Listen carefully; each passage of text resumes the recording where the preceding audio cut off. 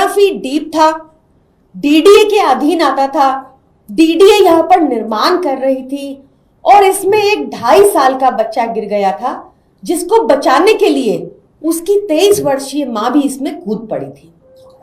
Unfortunately दोनों की एक बहुत ही ट्रैजिक डेथ हो गई और हमारे स्थानीय विधायक एमएलए कुलदीप कुमार जी तुरंत घटना की सूचना मिलते ही घटनास्थल पर पहुंचे थे। जेसीबी मंगवाई थी, एक्सट्रैक्ट करवाया था दोनों बेटों को, दोनों बेटे और मदर को, और पीड़ित परिवार के साथ जितनी वो सहायता कर सकते थे वो रहे थे और जितनी सहायता कर सकते थे उन्होंने करी।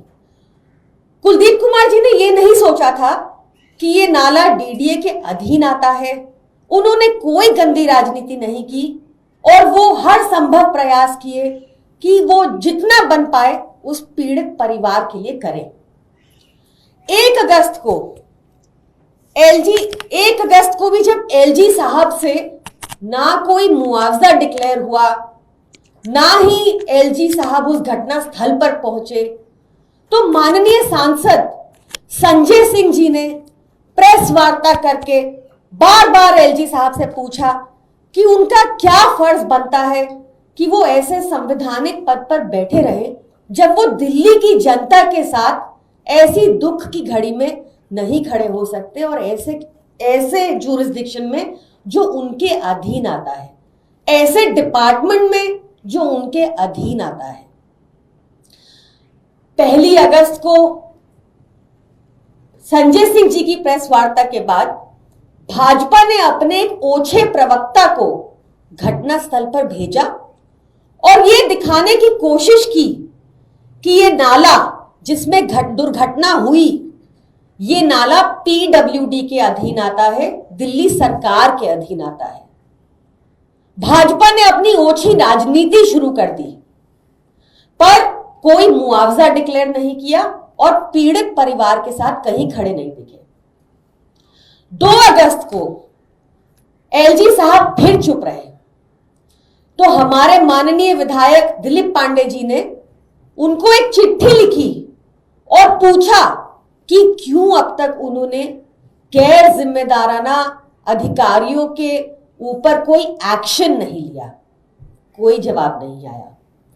फिर हमने 2 अगस्त को एक प्रोटेस्ट किया, पूछा कि क्यों एलजी साहब चुप्पी साधे हैं और अपने अधीन आते डीडीए के अंदर जो डीडीए के नाले में जो हादसा हुआ उस पर क्यों वो कोई मुआवजा डिक्लेयर नहीं कर रहे पीड़ित परिवार के साथ, वो क्यों कहीं नहीं दिख रहे। फाइनली 2 अगस्त को शाम को एलजी साहब के दफ्तर से एक चिट्ठी रिलीज की जाती है जो दिखाती है कि हमारे दिल्ली के एलजी केवल और केवल दोषारोपण का काम करते हैं, आम आदमी पार्टी की सरकार को बदनाम करने का काम करते हैं, आम आदमी पार्टी के कामों में अड़चन डालने का काम करते हैं, पर अपना काम नहीं करते और किसी भी तरह पल्ला झाड़ना चाहते हैं। क्या लिखा है इस चिट्ठी में, मैं आपको पढ़ के सुनाती हूं।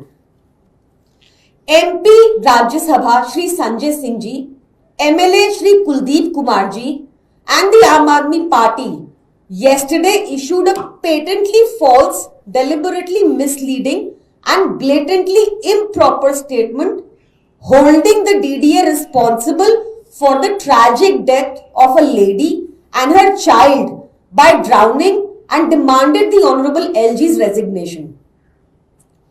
The same set of lies were again peddled today in a press conference by Minister Shri Gopal Rai ji and MLA Shri Kuldeep Kumar, क्योंकि हम बार बार आवाज उठा रहे थे कि उस पीड़ित परिवार को मुआवजा दो, उस पीड़ित परिवार से मिलने जाओ, तो एलजी साहब कह रहे हैं कि आम आदमी पार्टी और उसके नेता बकायदा नाम लिखकर चिट्ठी में अपने ऑफिस से रिलीज करते हैं कि हम झूठ बोल रहे हैं कि ये डीडीए के अधीन आता ही नहीं है नाला, कि हम बार बार झूठ बोलते हैं और दोषारोपण करते हैं। उन्होंने पलट के ऐसे हम पे झूठे आरोप लगाए।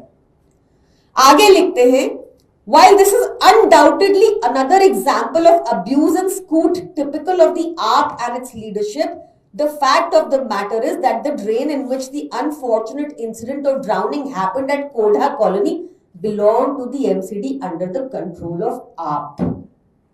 इतने झूठे एलजी हैं कि वहां पर घटनास्थल पर नहीं गए और मुआवजा नहीं दिया पीड़ित परिवार को, तो कह रहे हैं कि हम झूठ बोल रहे हैं और ये एमसीडी के अधीन आता है नाला, इसलिए उनको जाने का टाइम नहीं मिला वहां पर, कह रहे हैं। आगे लिखते हैं, It is unfortunate to say the least that the AAP and its leaders have once again indulged in shameless blame game even in the wake of tragedies involving death of persons. ये वो व्यक्ति कह रहे हैं जो 2 दिन हो गए दुर्घटना घटे, स्थान पे नहीं जाते, मुआवजा नहीं डिक्लेयर करते।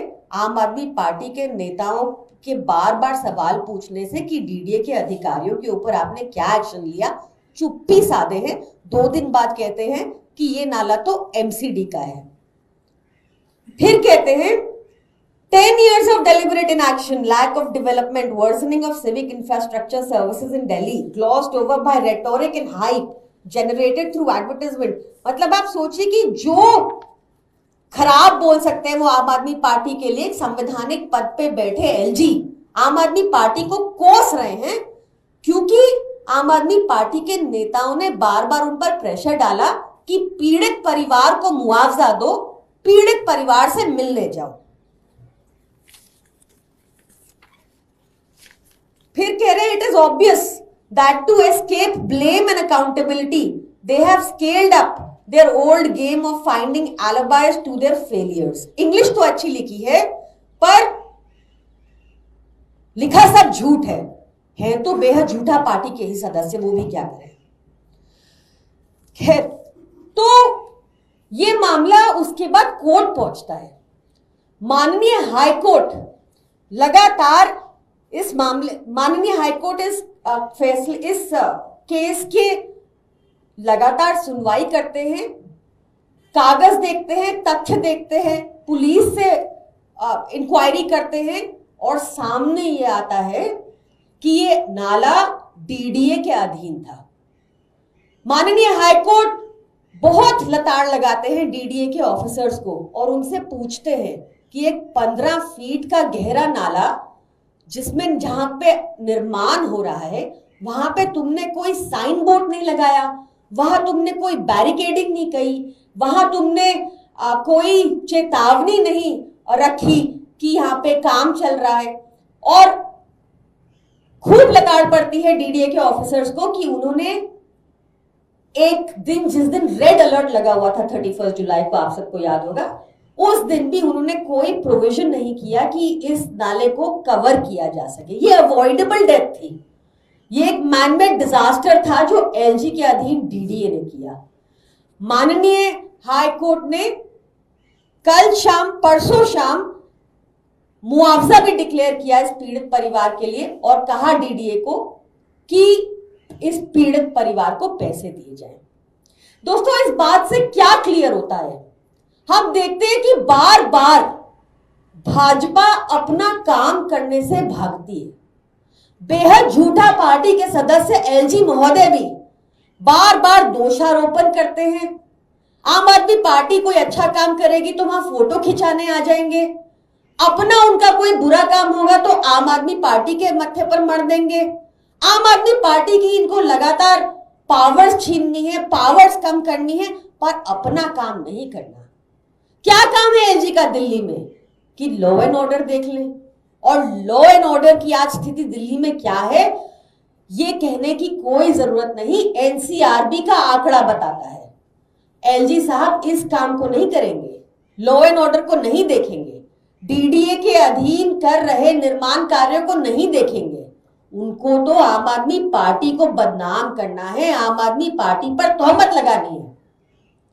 हमारे इतने नेताओं को इन्होंने फर्जी केस में जेल भेज दिया, तो आज इन एलजी को भी जब ये साबित हो गया है कि डीडीए के अधीन आए, ये अनफॉर्चुनेट डेथ हुई थी, तो एलजी को अपने इस बयान के लिए आम आदमी पार्टी के नेताओं से माफी मांगनी चाहिए और साथ ही रिजाइन करना चाहिए, नैतिकता के आधार पर नहीं, इनकॉम्पिटेंस के आधार पर, क्योंकि साफ है उनको पता था कि ये डीडी के अधीन नाला है, पर हमें दोषारोपण कर रहे थे। ऐसी ओछी हरकतें एक कॉन्स्टिट्यूशनल पोस्ट को बिल्कुल शोभा नहीं देती और उनको तुरंत प्रभाव से माफी मांगनी चाहिए और रिजाइन करना चाहिए। धन्यवाद। तो इस मामले में बहुत सारे राजनीतिक बारे में आपने जिक्र किया, पीड़ित परिवार से आप लोगों ने मुलाकात की थी, कहा कि वो फैमिली और उन लोगों का क्या कहना था देखिए पीड़ित परिवार से लगातार हमारे जो स्थानीय विधायक हैं एमएलए कुलदीप कुमार जी, वो उसी दिन पहुंच गए थे। जेसीबी से सारी उन्होंने वो ड्रेन को तुड़वाया था ताकि अनफॉर्चुनेटली जो उनकी डेथ हुई थी उनकी बॉडीज रिकवर हो पाए। उसके बाद वो पीड़ित परिवार के साथ सारा टाइम अस्पताल में रहे थे। अपनी तरफ से जितना वो प्रयास कर सकते थे उन्होंने किया। उन्होंने वहां प्रोटेस्ट भी इसलिए किए ताकि मुआवजा मिल पाए उस पीड़ित परिवार को। बार बार आम आदमी पार्टी ने उस परिवार के लिए आवाज उठाई। तब we are grateful to the honourable court कि उन्होंने उस पीड़ित परिवार के लिए मुआवजा डिक्लेयर किया है जो डीडीए को देना है। मैम, इसके अलावा एक और सवाल है, कांग्रेस और आम आदमी पार्टी का हरियाणा में क्या चल रहा है, गठबंधन की क्या स्थिति, क्या आप लोग जीरो इन कर पाए हैं कि कितनी सीट पे आम आदमी पार्टी लड़ रही है, कितने पे कांग्रेस लड़ेगी, या कुछ हो भी पाएगा, कुछ संभव भी है, कुछ ऐसा कुछ क्लियर हो पाया? देखिए, it is talks are ongoing, तो it is too early to comment on this, but Aam Aadmi party Haryana में लगातार काम कर रही है। आज भी सुनीता केजरीवाल जी की वहां पर जनसभा लगी हुई है। हम पूरी तरह से तैयार है सारी 90 सीट्स पर लड़ने को। क्या बीच में दिक्कत क्या हो रही है, क्योंकि बहुत कम समय रहेगा, 5 दिन नॉमिनेशन के रह गए, अगर ये भी खत्म हो जाता है, आप लोगों की बातचीत चलती रहती है, तो आपके पास ऑप्शन ही नहीं बचेगा। आप 90 सीट पे कहां से लड़ेंगे, दिक्कत कहां से आ रही है?